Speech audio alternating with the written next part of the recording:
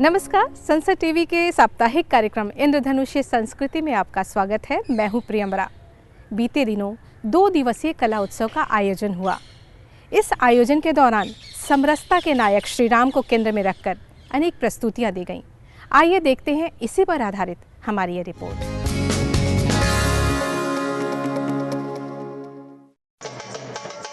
बीते दिनों संस्कार भारती के दिल्ली प्रांत शाखा द्वारा 2 दिवसीय कला उत्सव का आयोजन किया गया।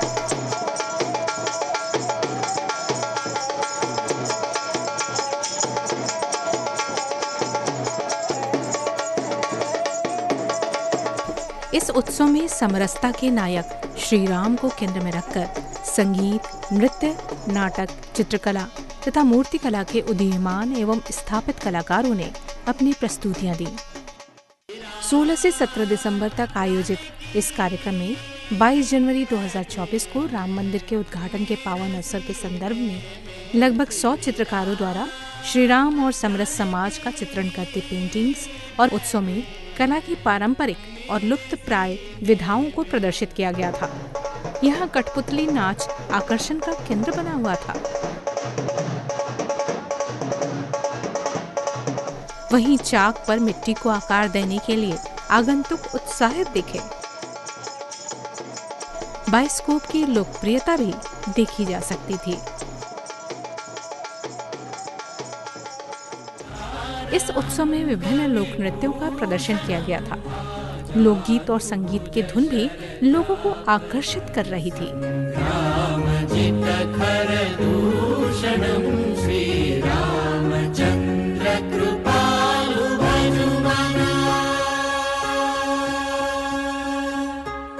17 दिसंबर को समापन समारोह को संबोधित करते हुए विश्व हिंदू परिषद के अंतर्राष्ट्रीय कार्याध्यक्ष आलोक कुमार ने बताया कि 22 जनवरी 2024 को नवनिर्मित श्री राम मंदिर में श्री राम के विग्रह की प्राण प्रतिष्ठा के अवसर पर हर मंदिर को ही अयोध्या का श्री राम मंदिर समझकर सब सनातनी अपने अपने मंदिरों में जाकर इस अपूर्व दृश्य को देखें, जो 500 वर्षों के अथक संघर्ष, साधना और तप का सुफल है।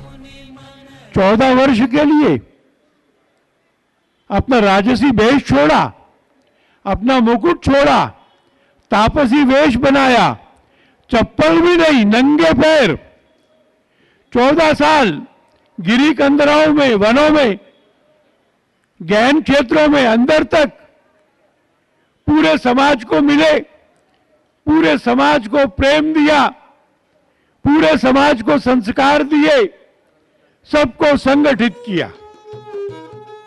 2 दिवसीय इस कार्यक्रम में कला के विविध आयाम देखने को मिले। छोटे छोटे स्टॉल्स पर कला के अलग अलग अंदाज देखे जा सकते थे। दूसरी तरफ समरसता के नायक श्री राम को केंद्र में रखकर मंचीय प्रस्तुतियां दी जा रही थीं। इन प्रस्तुतियों में गायन, वादन, नृत्य और नाटक शामिल थे। ओम अपराजिताय नमः। मैं पूजन करता रहा, लेकिन मां प्रसन्न नहीं हुई। तभी मेरे अंतर्मन से स्वर गूंजा, राम, मां अपराजिता बिना कमल पुष्प के प्रसन्न नहीं होगी राम। परंतु सागर तट पर कमल के पुष्प कहां से लाऊं? तभी मुझे स्मरण हुआ आया कि मेरी तीनों माताएं मुझे कमल नयन कह के पुकारा करती थी। मैंने कटार निकाली और अपने नेत्रों पर आघात किया।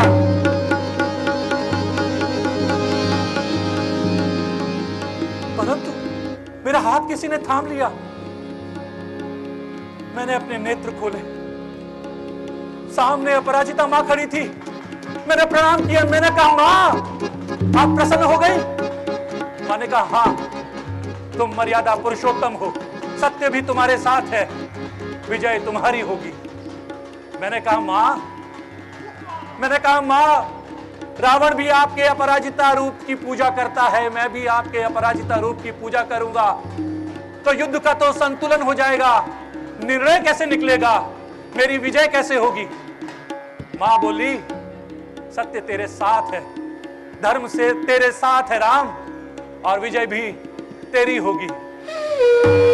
मैं युद्ध भूमि में पहुंचा। सामने रावण था, तीर पर तीर चले।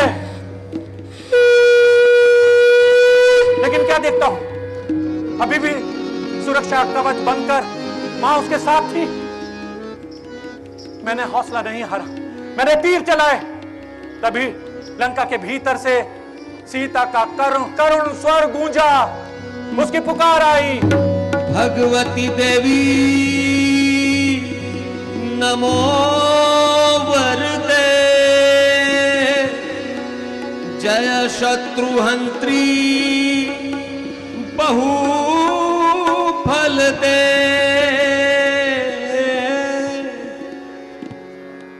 सीता की करुण पुकार सुनकर रावण के पक्ष में खड़ी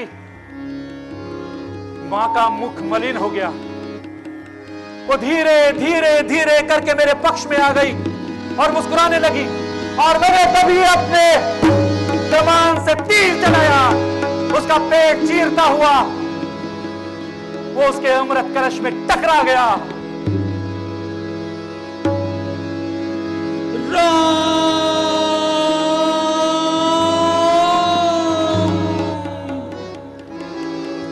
राम ने रावण को हराया,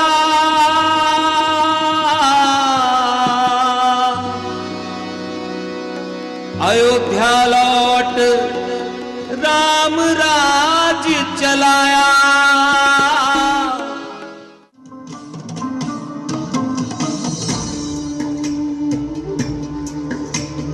लक्ष्मीकान्तं कमलनयनं योगिविज्ञानगम्यं वन्दे विष्णुं भवभयहरं सर्वलोकैकनाथम्। भारतीय संस्कृति की सुंदर छवि यहाँ देखी जा सकती थी, जो विदेशी सैलानियों को भी आकर्षित कर रही थी। It's been brilliant to come and walk around and look at the different art forms here from all across the country. It's a really nice introduction to lots of different kinds of art. And yeah, I think it's really important to keep all of these art forms alive and find a platform for all of the artists who are making this wonderful work. I think my feeling after coming here is to feel a lot of diversity, a lot of different kinds of art forms and people from different places finding a voice to speak. And it's wonderful to see that here at the festival. चित्रों में श्री राम के अलग अलग रूपों को उकेरा गया था, जिसे यहाँ प्रदर्शित भी किया गया था। लोगों ने इस उत्सव का भरपूर आनंद उठाया।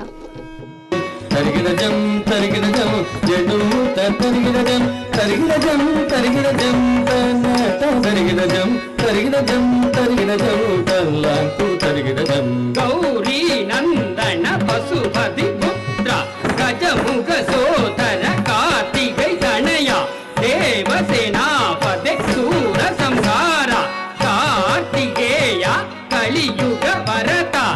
गौरी नंदन पशुपति पुत्र गजमुख सोदर कार्तिक। मुझे लगता है यहाँ आने के बाद जो सबसे शानदार चीज़ जो मुझे लगी है कि जितने भी आर्ट फॉर्म्स और जितने भी ट्रेडिशनल आर्टिस्ट हैं वो एक साथ आ पाए हैं। मुझे लगता है ये काफ़ी शानदार चीज़ है जो यहाँ देखने को मिली है।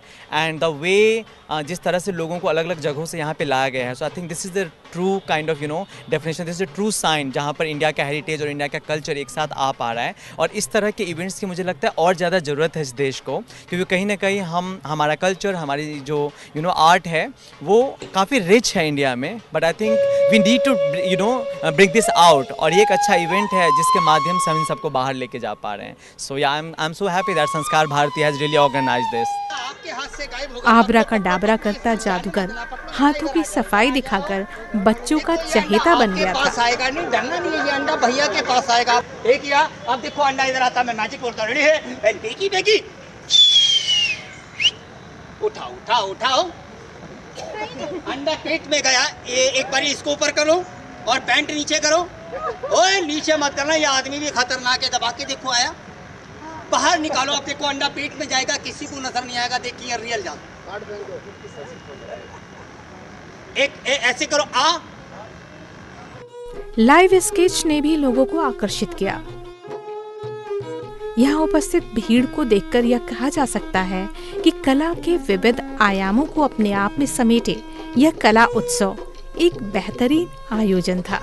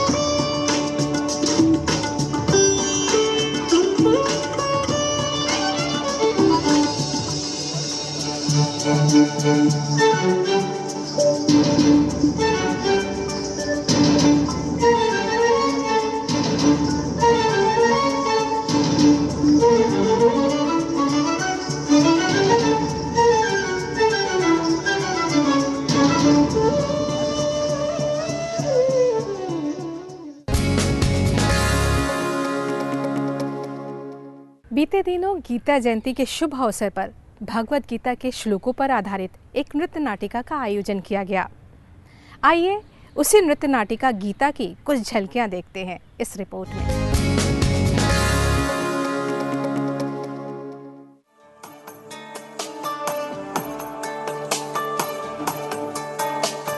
शुक्लांबरधरं विष्णुं शशिवर्णं चतुर्भुजं प्रसन्नवदनं ध्यायेत् सर्वविघ्नोपशान्तये। संगीत नाटक अकादमी और राष्ट्रकवि रामधारी सिंह दिनकर स्मृति न्यास ने मिलकर 23 दिसंबर को गीता जयंती के अवसर पर नृत्य नाटिका गीता का आयोजन किया। राष्ट्रकवि रामधारी सिंह दिनकर स्मृति न्यास नालंदा ने गीता के श्लोकों पर आधारित इस नृत्य नाटिका की प्रस्तुति दी, जिसका निर्देशन पूनम शर्मा ने किया।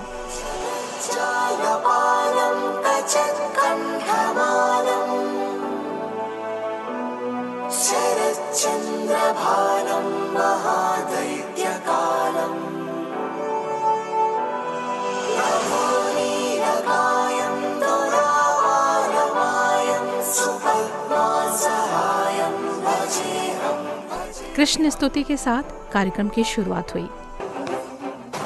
इस संसार में जब जब धर्म का नाश होता है और अधर्म की वृद्धि होती है, तब तब मैं धर्म के अभ्युत्थान के लिए स्वयं अवतार लेता हूँ।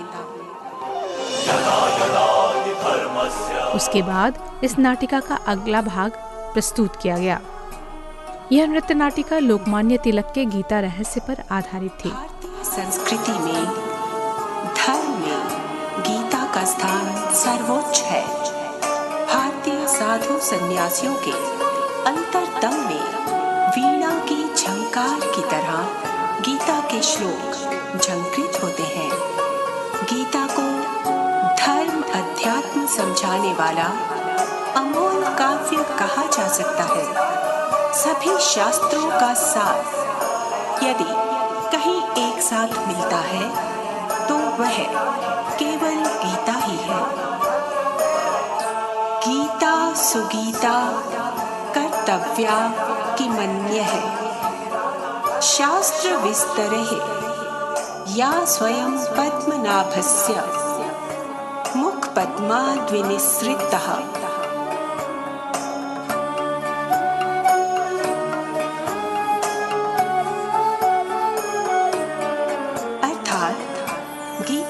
जितना स्वाध्याय किया जाए उतने ही जीवन को महान बनाने के नए नए सूत्र हाथ में आते हैं। मनुष्य को संपूर्ण बनाने के लिए जो भी तत्व आवश्यक है वह सब गीता में है। गीता रहस्य में लोकमान्य तिलक ने श्रीमद् भागवत के कर्मयोग की व्याख्या की थी। गीता का चिंतन स्वार्थपूर्ण सांसारिक जीवन बिताने वाले लोगों के लिए नहीं है। ये सांसारिक कर्तव्यों के बारे में बताता है। विश्वास रखने वाले कर्मठ व्यक्ति थे जिन्होंने स्वराज्य के लिए अपना पूरा जीवन समर्पित किया। उनका ये शोध ग्रंथ जीवन कार्य से विवशता पूर्वक लिए गए विश्रांति काल में मांडले में लिखा तो गया, परंतु लिखा गया एक पेंसिल से। महान समाज सुधारक, पूर्ण स्वराज्य के प्रणेता, स्वतंत्रता सेनानी, गणितज्ञ, खगोल शास्त्री, पत्रकार, इतिहासकार बाल गंगाधर तिलक के साहित्य के प्रति इस योगदान के लिए राष्ट्र सदैव उनका आभारी रहेगा। 400 से अधिक पृष्ठों की ये पुस्तक 4 माह से भी कम समय में लिखी गई थी, इसलिए इसे अपने आप में उल्लेखनीय उपलब्धि माना जाता है। तिलक ये मान ही नहीं पा रहे थे कि गीता जैसे महत्वपूर्ण ग्रंथ की रचना मात्र मोक्ष की ओर ले जाने के लिए है। श्रीमद् भगवत गीता में कुल 18 अध्याय तथा 700 श्लोक हैं। कृष्ण द्वारा दिए गए ये उपदेश युग युगांतर तक मानव जाति को एक अर्थपूर्ण जीवन यापन का तथा सत्कर्म का मुक्ति का मार्ग दिखाते रहेंगे। कर्म को केंद्र में लाना समय की मांग थी। समय की इसी मांग को देखते हुए तिलक ने गीता का मूल सार दुनिया तक पहुंचाया। इसी संदेश को इस नृत्य नाटिका के माध्यम से दिखाया गया था। युद्ध आरंभ होने से पहले व्यास जी ने धृतराष्ट्र से कहा कि यदि वे युद्ध देखने की इच्छा रखते हैं तो महर्षि व्यास उन्हें दिव्य दृष्टि प्रदान कर सकते हैं। किंतु धृतराष्ट्र ने कहा कि वो अपनी दृष्टि से अपने कुल का क्षय नहीं देख सकते।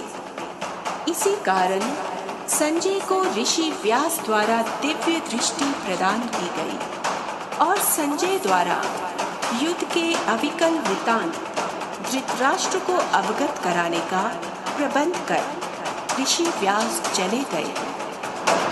गीता के प्रथम अध्याय को अर्जुन विषाद योग के नाम से जाना जाता है। इस अध्याय में दोनों सेनाओं के प्रधान शूरवीरों की गणना, सामर्थ्य और शंख ध्वनि का कथन,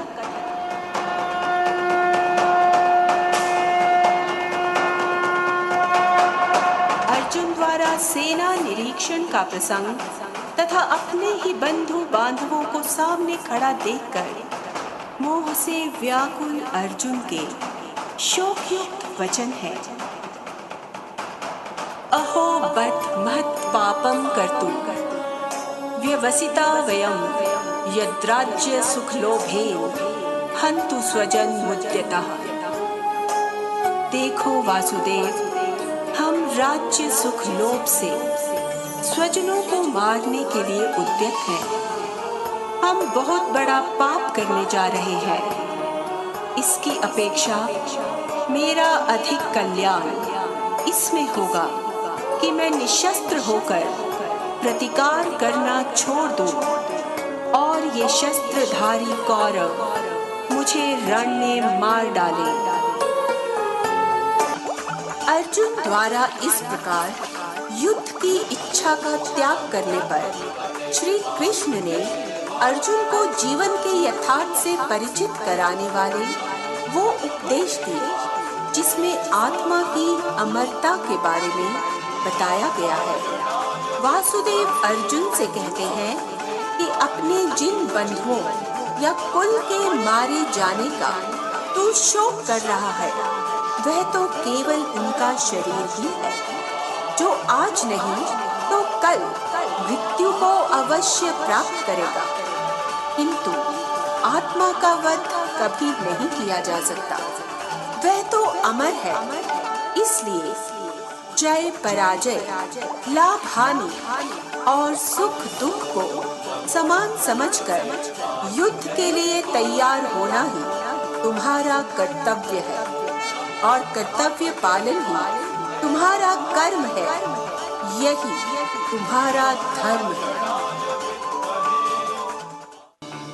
गीता के 10वें अध्याय विभूति योग के अंत में इस बात का उल्लेख है कि अर्जुन श्री कृष्ण का विराट रूप देखने की इच्छा प्रकट करते हैं। इस पर श्री कृष्ण अर्जुन को दिव्य दृष्टि प्रदान कर अपने विराट रूप के दर्शन कराते हैं। गीता के 11वें अध्याय विश्व रूप दर्शन योग में भगवान के विराट रूप का वर्णन है।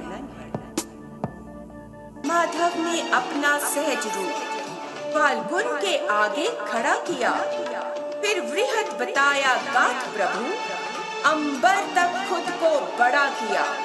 ये दृश्य देखते अन्य तीन, हनुमान, बर्बरिक और संजय, कर रहे कृष्ण विस्तार रूप, कर बांधे रखते धनंजय। अनगिनत हाथ, अनगिनत चरण, अनगिनत रूप, अनगिनत शीश, अनगिनत नेत्र और मुख अनंत, धरती अंबर तक जगत ईश। अनगिनत दिव्य आभूषण में अनगिनत दिव्य हथियार लिए, जहु और महकती दिव्य गंध माधव ने अति विस्तार किए। प्रति रोम कोटि रवि का प्रकाश, आभा चमके जगमग जगमग। एक दिव्य उजाला पसरा था, ना दिखता सर ना दिखता पग। कौन्तेय को बहुत अचंभा था जब देखा हरि के शीश ओर। अरबों खरबों मुख मंडल थे, ना दिखता प्रभु का और छोर।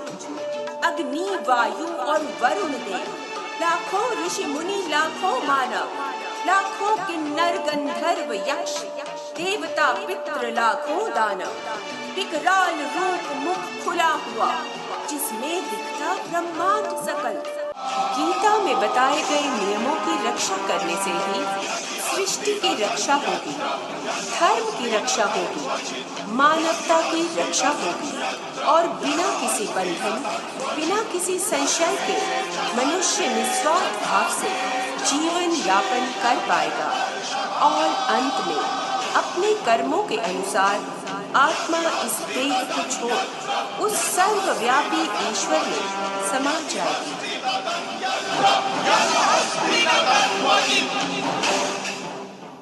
यही गीता का सार है, यही अटल सत्य है, यही अटल सत्य है।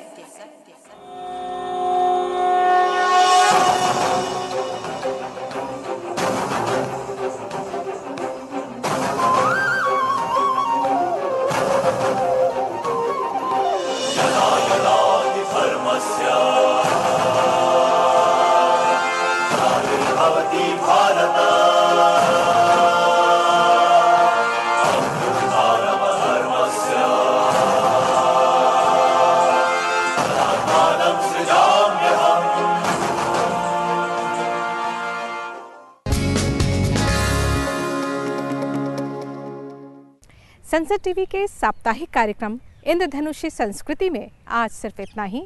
अंत में आपको छोड़े जाते हैं कुछ चुनिंदा कलाकारों, साहित्यकारों की यादों के संग। नमस्कार।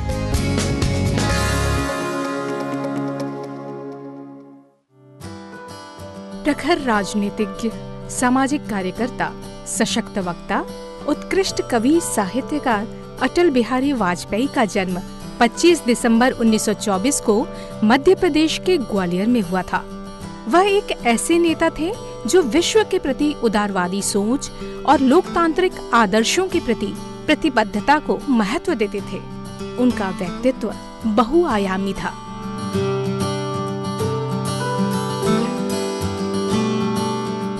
उन्होंने 3 बार प्रधानमंत्री के पद को सुशोभित किया।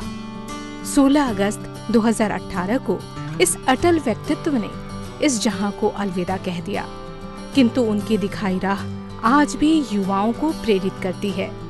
उनकी ओजपूर्ण कविताएं दिलों में जोश भर देती हैं।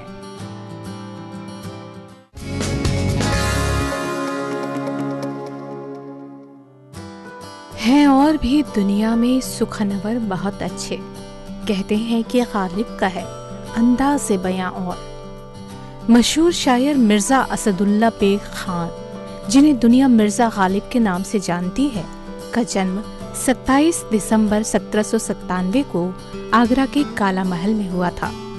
फारसी कविता के प्रवाह को हिंदुस्तानी जबान में लोकप्रिय करवाने का श्रेय भी इनको दिया जाता है।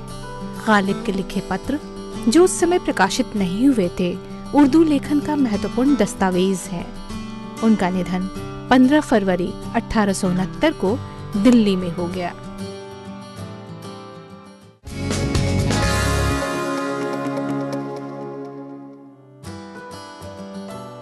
लेखक, कवि, नाटककार और संपादक डॉक्टर धर्मवीर भारती का जन्म 25 दिसंबर 1926 को हुआ था। उनकी रचनाएं गुनाहों का देवता, सूरज का 7वां घोड़ा, अंधा युग, कनुप्रिया आदि हिंदी साहित्य में चर्चित रहे हैं। 4 सितंबर 1997 को उनका निधन हो गया।